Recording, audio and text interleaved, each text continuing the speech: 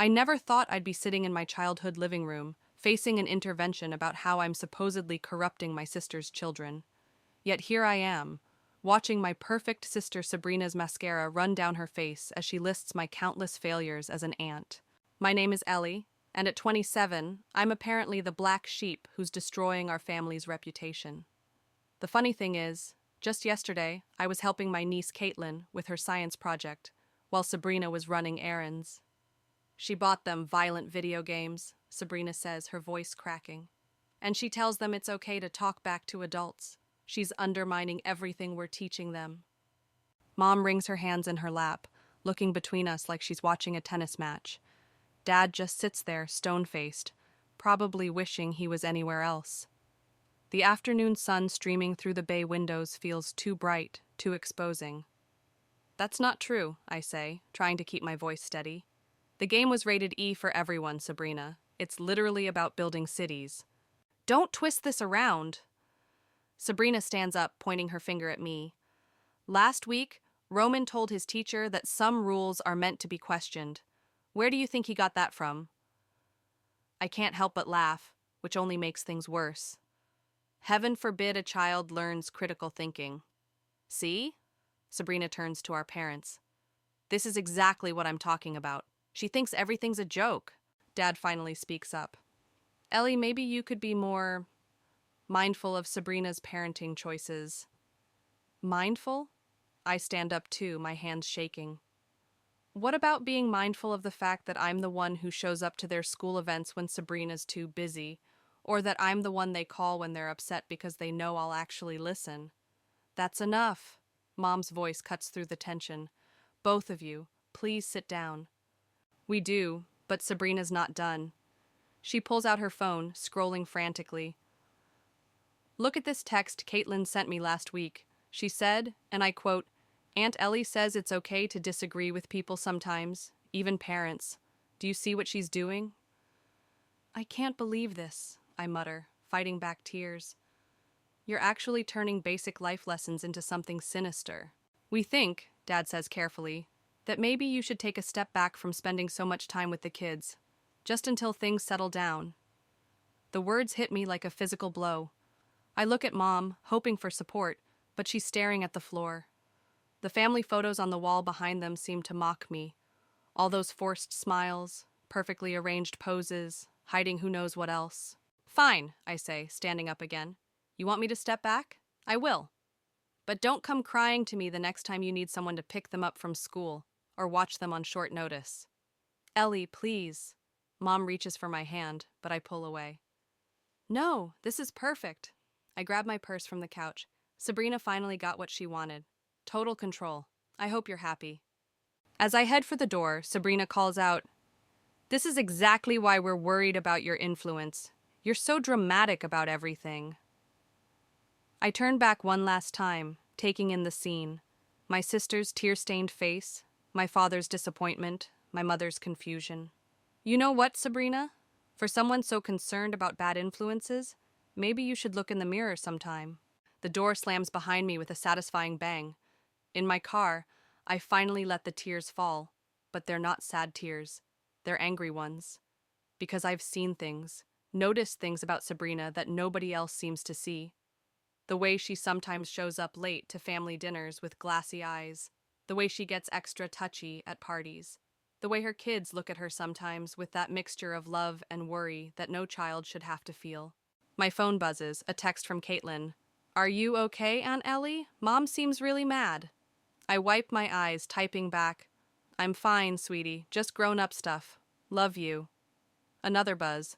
Love you too. Roman says hi. That does it. I start the car, my hands steady now, my mind clear. If Sabrina wants to play this game, fine. But two can play at exposure. It's time someone pulled back the curtain on my sister's perfect life and showed everyone what's really going on behind it. Because sometimes the worst influences aren't the ones who teach kids to question authority. They're the ones who pretend to be perfect while their lives crumble behind closed doors.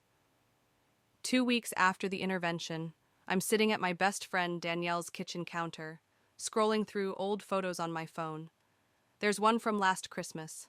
Sabrina holding a wine glass, her smile a bit too wide, her eyes a bit too bright. I should have noticed it sooner. You're obsessing, Danielle says, sliding a coffee mug toward me. Maybe you should let it go. Let it go? I show her the photo. Look at her face. This was right before she knocked over the Christmas tree trying to dance with it.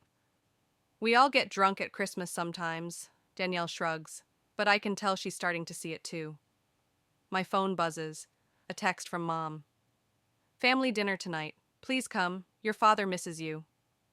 Great, I mutter. Another chance for Sabrina to play victim. Or, Danielle says, a chance to observe. You said you wanted proof? Watch her tonight. She's right. I text back. Okay, what time? 6 hours later, I'm walking into my parents' house, armed with a bottle of sparkling cider.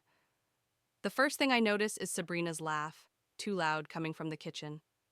I find her there, leaning against the counter, wine glass already in hand.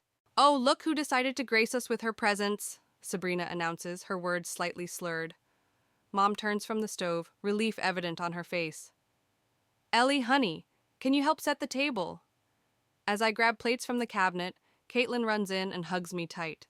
Aunt Ellie, I got an A on my science project.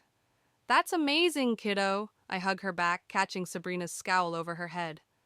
Mom helped too, Caitlin adds quickly, glancing at Sabrina. Did I? Sabrina frowns, then laughs. Oh, right, I signed the permission slip. During dinner, I watch Sabrina refill her glass 3 times. Dad talks about work, Mom asks about the kids' school, and everyone pretends not to notice when Sabrina knocks over the salt shaker reaching for the wine bottle. Oops, she giggles. I'm such a klutz today. Roman, picking at his food, catches my eye. I know that look. It's the same one I used to have when Dad would come home late smelling like beer, before he quit drinking 15 years ago. After dinner, I offer to help clean up. As I'm loading the dishwasher, I hear a thud upstairs, followed by Sabrina's voice. I'm fine, just tripped. I'll check on her, I tell Mom, who's looking worried. Upstairs, I find Sabrina in her old bedroom, rummaging under the bed. Lost my phone, she mumbles. But what catches my eye isn't her phone. It's the empty wine bottle that's rolled partially out from under the bed skirt. When Sabrina stands up, phone in hand, triumphant, I wait until she wobbles back downstairs before investigating further. Kneeling down, I lift the bed skirt. My heart stops. There's not just one bottle. There's a whole collection, hidden in a neat row. Some are empty, some are full, all carefully arranged where no one would think to look. Aunt Ellie? Roman's voice makes me jump. He's standing in the doorway, looking smaller than his 8 years. Are you looking for Mom's special juice? I stand up quickly. Roman, honey, what do you mean? He shifts uncomfortably. Mom says it's her special juice that helps her deal with stress. She keeps it up here when we stay over at Grandma's. My hands are shaking as I pull out my phone and take a quick photo of the bottles. Roman, does your mom drink this special juice a lot? He nods slowly. Sometimes she falls asleep on the couch after. Dad just says she's tired from working hard. Footsteps on the stairs send Roman scurrying away. Sabrina appears, steadying herself against the doorframe. What are you doing in here? Looking for my old yearbook, I lie smoothly. Mom mentioned wanting to see it. Sabrina narrows her eyes. Always snooping around, aren't you? That's your problem, Ellie. You can't mind your own business. As I brush past her, she grabs my arm. Her grip is tight, desperate. What did you see? I meet her gaze steadily. Nothing you're ready to admit to yet. Downstairs, I hug my parents goodbye, kiss the kids, and walk to my car with purpose. In the driver's seat, I look at the photo I took, then send it to Danielle with a message. Found what I was looking for. Time to plan our next move. Because this isn't about revenge anymore. This is about 2 kids who deserve better than watching their mother disappear into a bottle, one special juice at a time. The memory hits me like a freight train as I'm sorting through the photos on my phone. It was 3 months ago before the intervention, when Sabrina called me at 2 a.m. Can you come get me? Her words were slurred, barely comprehensible. I can't drive. I found her sitting on the curb outside a bar, mascara streaked down her face. The kids were at a sleepover, and Elias was away on business. "Don't tell anyone," she had begged as I helped her into my car. "It's just, being perfect is so hard sometimes." Now, sitting in Danielle's living room, I show her the video I secretly took that night. Sabrina stumbling up her driveway, nearly falling into her rose bushes. "Jesus," Danielle whispers. "And she had the nerve to call you a bad influence?" My phone rings. It's Caitlin. "Aunt Ellie, can you pick me up from soccer practice?" Mom was supposed to, but she's not answering her phone. 20 minutes later, I pull up to the soccer field. Caitlin's coach is waiting with her, looking concerned. "This is the third time this month," she tells me quietly, while Caitlin gets her gear. "Is everything okay at home?" "Family stuff," I say vaguely. "Thanks for staying with her." In the car, Caitlin is unusually quiet. "Mom forgot again, didn't she?" "She might have been busy. Stop making excuses for her." Caitlin's outburst startles me. "I'm not stupid. I know why she forgets things. I know why she sleeps all day sometimes." We pull into their driveway. Sabrina's car is there, but the house is dark. I use my emergency key to let us in. We find Sabrina passed out on the couch, an empty wine bottle on the coffee table. Caitlin immediately heads upstairs, her shoulders tight with anger. "Mom?" I shake Sabrina gently. "Wake up, you forgot Caitlin." She stirs, blinking confused eyes. "What? What time is it?" "Almost 6. You were supposed to pick her up from soccer." Oh God. She sits up too quickly, swaying. Is she mad? "What do you think?" I start collecting empty glasses from around the room. "This has to stop, Sabrina." "Don't." Her voice turns hard. "Don't you dare judge me. You have no idea what it's like." What's like? Having everyone think you're perfect? Having mom and dad's constant approval?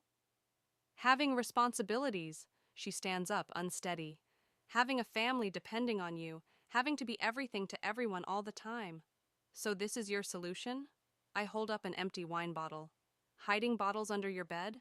Passing out while your kids need you? "Get out!" She grabs the bottle from my hand. "Get out of my house." "Fine." I head for the stairs. But first I'm checking on Caitlin. "She's my daughter." Then start acting like her mother. I find Caitlin in her room, headphones on, homework spread across her bed. When she sees me, she pulls the headphones off. "I'm okay," she says before I can speak. "I'm used to it." Those 4 words break my heart. "You shouldn't have to be used to it, honey." She shrugs, but her lower lip trembles. "Dad's coming home tomorrow. He'll fix it. He always does." But we both know he doesn't. He just covers it up, makes excuses, keeps the facade going. Downstairs, Sabrina's throwing up in the bathroom. I stand in the doorway, remembering all the times I've held her hair back, cleaned her up, kept her secrets.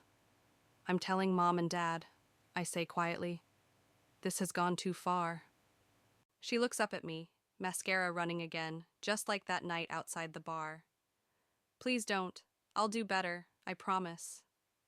"You've been promising that for months." I pull out my phone, showing her the photo of the bottles under the bed. "Your kids deserve better than this." "You bitch," she snarls, lunging for my phone. "You've been gathering evidence, planning to destroy me?" I step back, keeping the phone out of reach. "No, Sabrina, you're destroying yourself. I'm just done watching it happen." As I leave, I hear her crying, but I don't turn back. In my car, I send 2 texts. One to Mom. "We need to talk about Sabrina. Tomorrow. It's important." The second to Elias. "Your wife needs help. Your kids need you. Come home early if you can." This isn't revenge anymore. This is an intervention. A real one this time.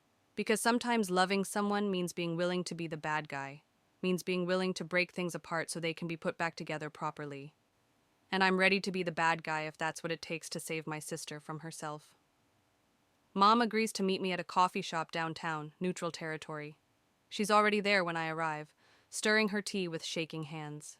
"What's so urgent?" she asks as I sit down. "Your texts had me worried all night." I pull out my phone, sliding it across the table.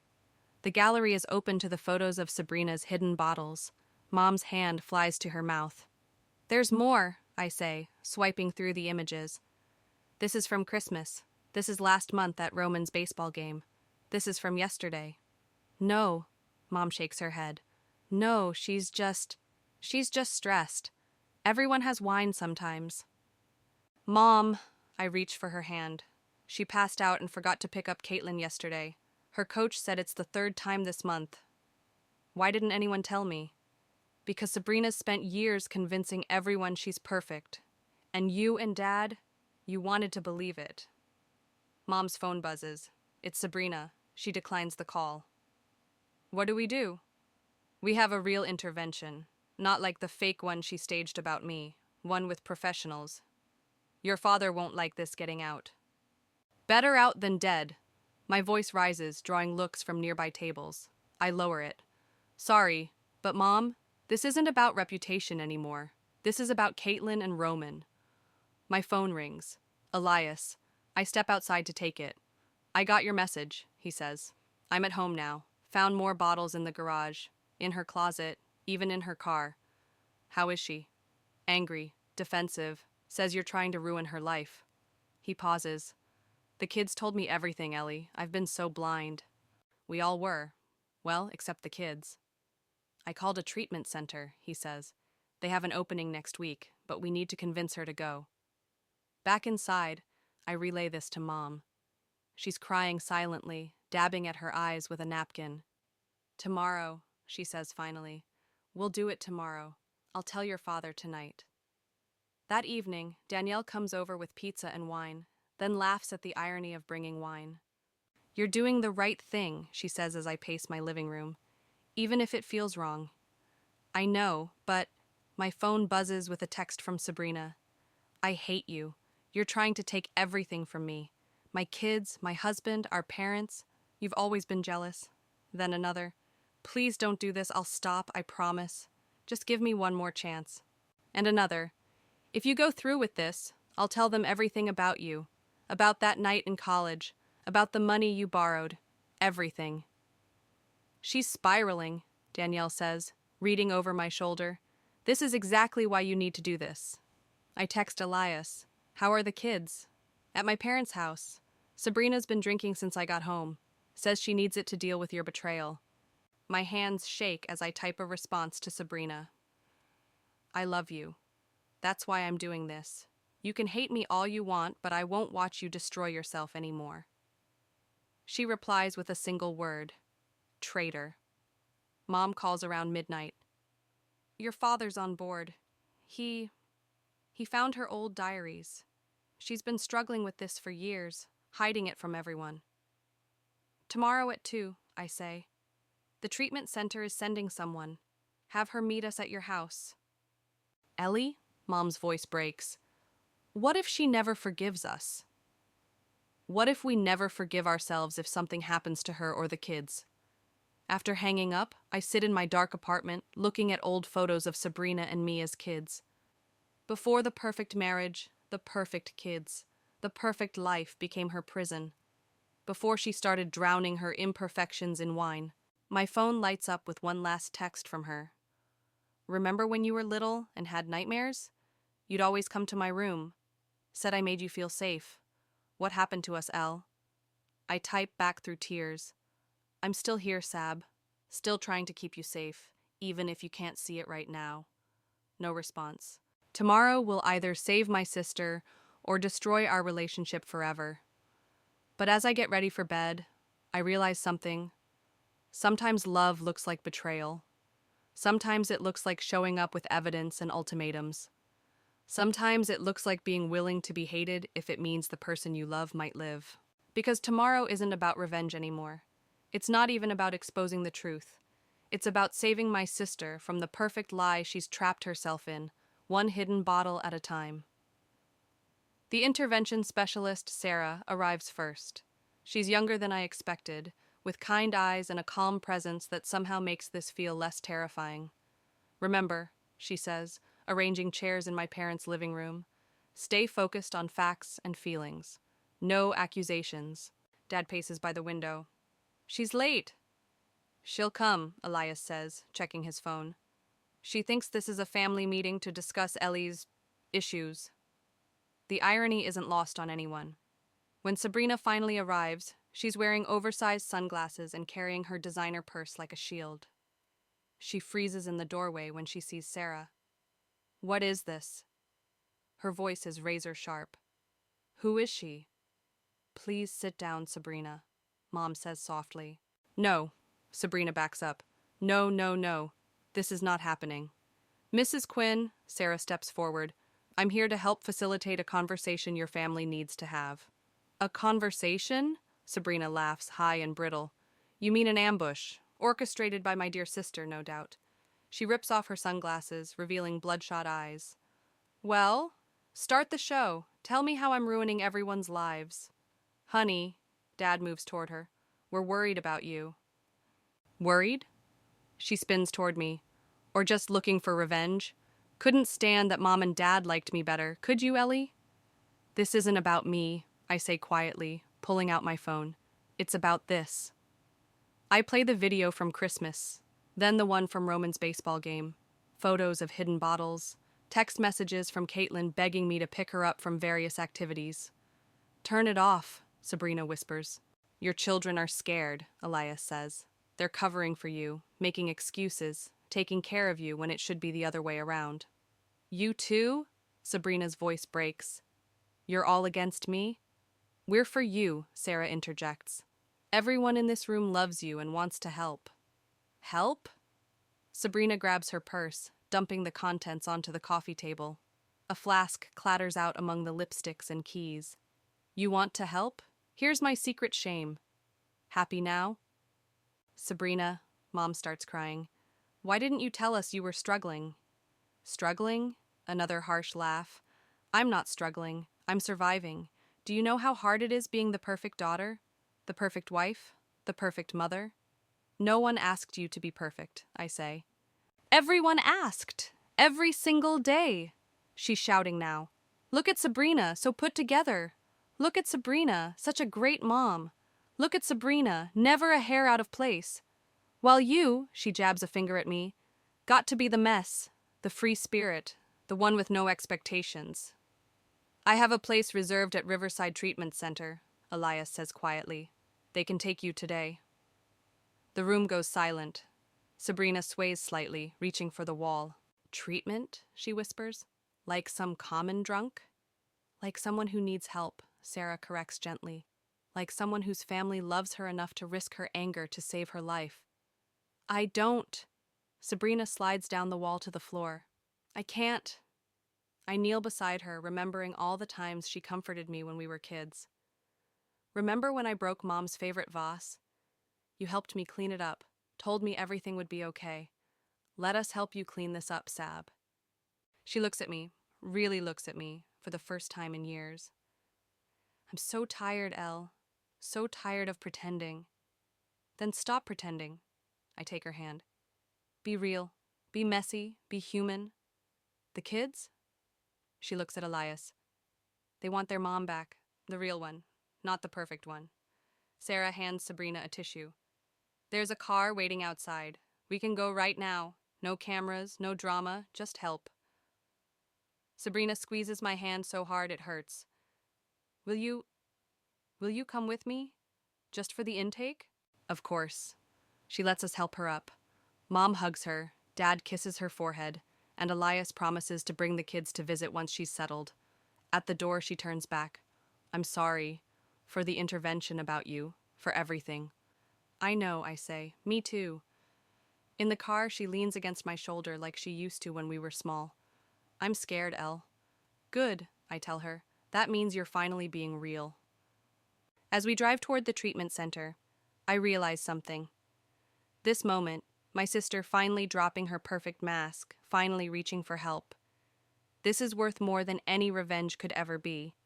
Because sometimes the best revenge isn't getting even. Sometimes it's helping the person who hurt you find their way back to themselves. The first week after Sabrina enters treatment is chaos. I'm sitting in her kitchen, helping Caitlin with homework while Roman plays video games nearby, when Elias gets the first call. She wants to leave, he says, pacing. Says we're all overreacting. Can she? I ask, covering Caitlin's math worksheet with my hand. Not if she wants to keep custody of the kids. His voice breaks. I had to play that card, Ellie. I had to. After he heads upstairs, Caitlin looks up at me. Is Mom mad at us? No, honey. She's mad at herself, and that's making her mad at everyone else. Dad said she's sick, Roman calls from the couch. But not like flu sick. That's right. I move to sit between them. Your mom has something called addiction. It makes people think they need something even when it's hurting them. Like how I think I need chocolate even when it gives me a stomachache, Caitlin asks. Kind of, but much stronger and more serious. My phone buzzes. Mom calling. The neighbors are asking questions, she says without greeting. What do we tell people? The truth. She's getting help for a health issue. Anyone who gossips can deal with me. Later that week, I visit Sabrina. The treatment center is nicer than I expected, more like a retreat center than a hospital. She's wearing yoga pants and an oversized sweater, no makeup. She looks younger somehow. They took my phone, she says immediately. I can't even check on my kids. They're fine. Caitlin got an A on her history test. Roman joined soccer. She starts crying. I'm missing everything. You were missing everything before, Sab. You just didn't realize it because you were drunk. Harsh. True, though. She picks at her sleeve. I found out 3 other moms from the PTA have been here. Can you believe it? All of us, pretending to be perfect. All of us drowning. How are the meetings? Horrible, wonderful, I don't know. She looks out the window.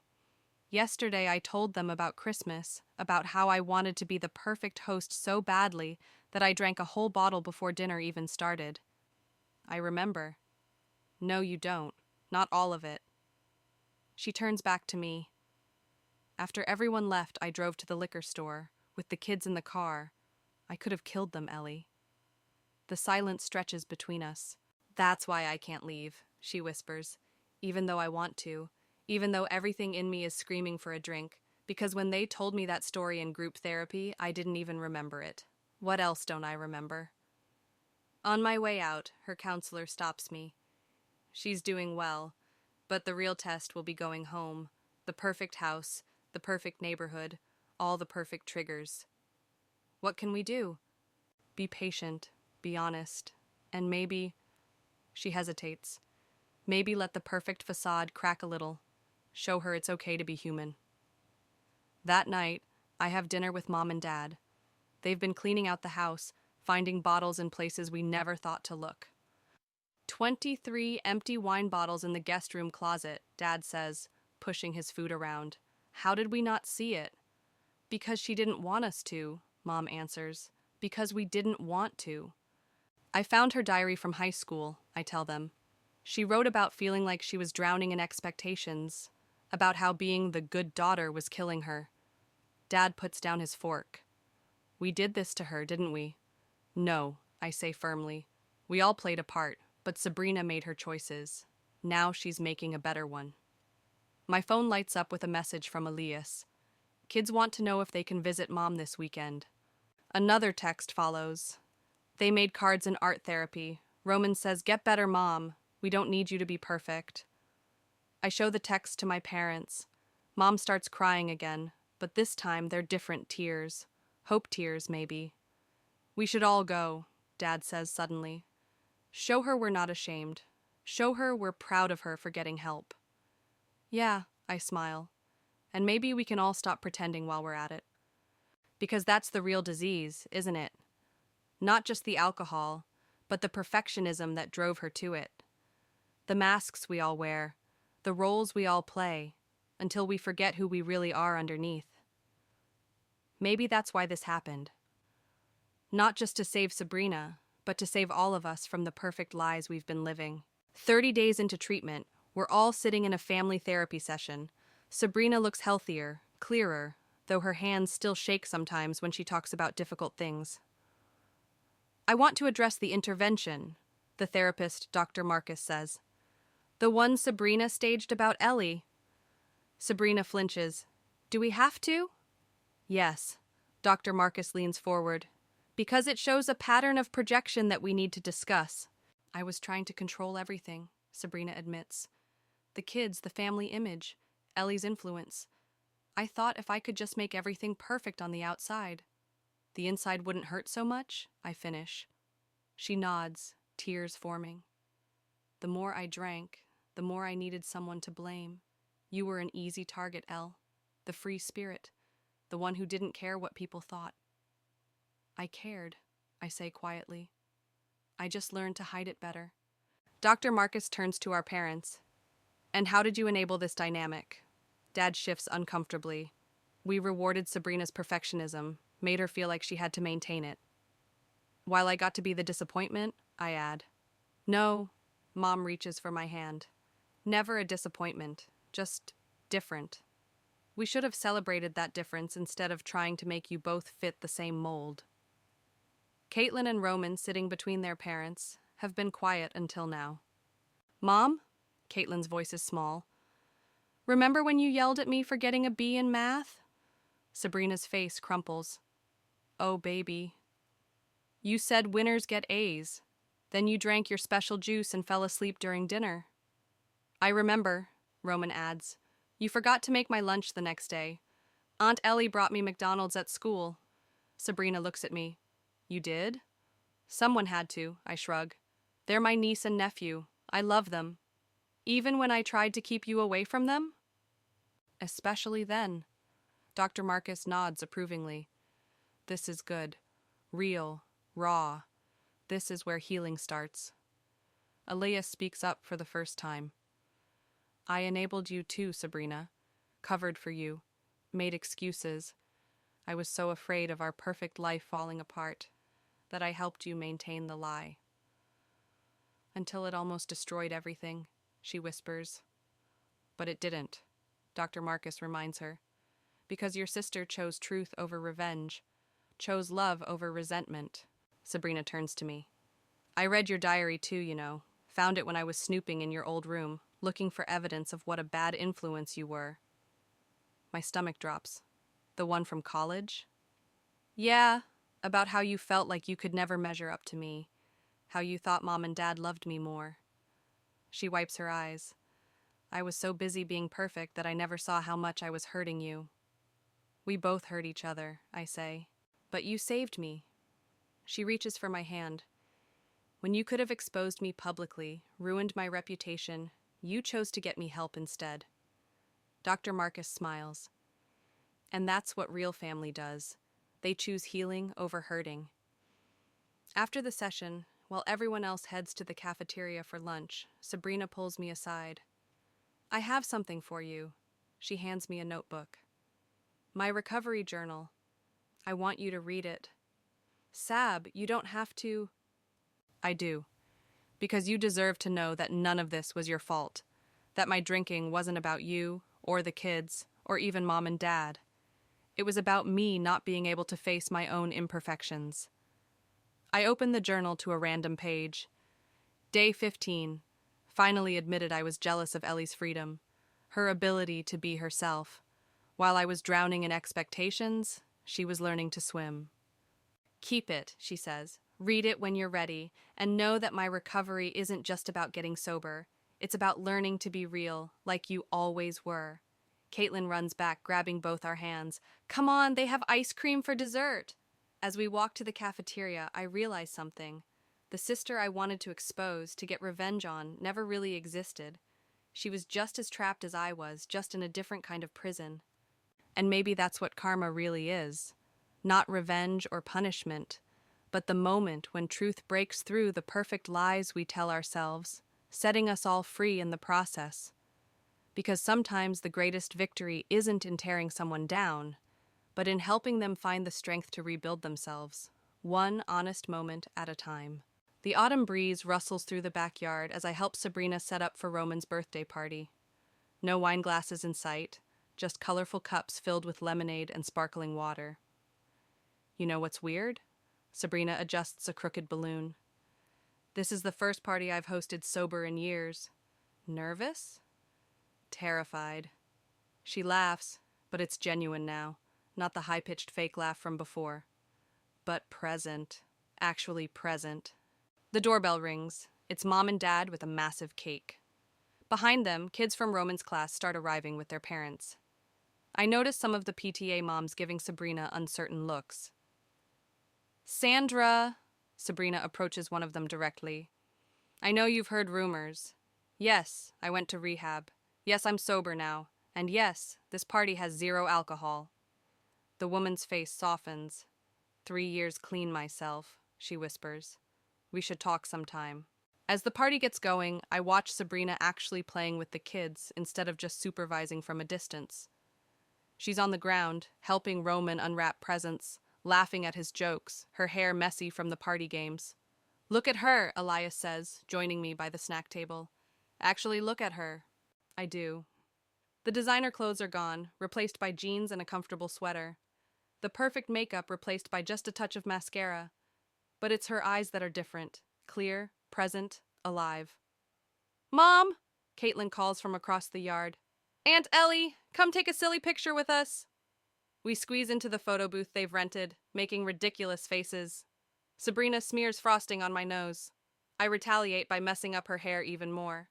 Remember when we used to do this as kids? She asks as we review the photos. Before I got so obsessed with looking perfect in every shot? Yeah, back when we were just sisters instead of rivals. She grabs my hand. We're sisters again. Better sisters, maybe. The party winds down as evening approaches. The kids are sugar-crashed on the couch, watching Roman play his new video games. Parents are leaving with goodie bags and leftover cake. That was... Sabrina exhales heavily. Actually fun, not just pretend fun. You did good, sis. She starts cleaning up, then stops suddenly. Oh, I almost forgot. She runs inside and returns with an envelope. This is for you. Inside is a letter, handwritten. Dear Ellie, remember when you said you were gathering evidence to expose me? Well, I've been gathering evidence too. Evidence of all the times you showed up for my kids when I couldn't. All the times you chose to help me instead of hurt me. All the times you were the sister I should have been. I'm not perfect anymore. Don't want to be. But I am trying to be better. And a big part of that is thanking the person who loved me enough to risk losing me to save me. Thank you for being my sister, even when I forgot how to be yours. Love, Sabrina. You're crying, she says. No, you're crying, I reply, but we're both crying and laughing at the same time. Mom and Dad join us in the backyard cleanup, and for a while we all work in comfortable silence. You know, Dad says finally, I always thought having 2 completely different daughters was a challenge. Now I think it was a gift. How so? Mom asks. Because Ellie's strength helped us save Sabrina, and Sabrina's journey is helping us all be more real. Inside, we hear Caitlin squeal as Roman apparently beats some impossible game level. The sound of their genuine joy, their mother's clean laughter joining in, fills the cooling evening air. Want to stay for dinner? Sabrina asks. I'm making my famous lasagna. The one you used to make drunk or a new recipe? I tease. She throws a balloon at me. A new one. Everything's new now. Better. As we head inside, I realize this is what winning really feels like. Not the satisfaction of revenge, but the joy of redemption. Not the thrill of exposing someone's flaws, but the peace of helping them embrace those flaws and heal. Because in the end, the perfect life Sabrina was trying to protect never existed. But this imperfect, messy, real life, this is better than perfect. This is true. This is family. This is love. And that's the best revenge of all. Choosing love when hate would have been easier. Choosing healing when hurting was tempting. Choosing to be sisters again, not despite our differences, but because of them.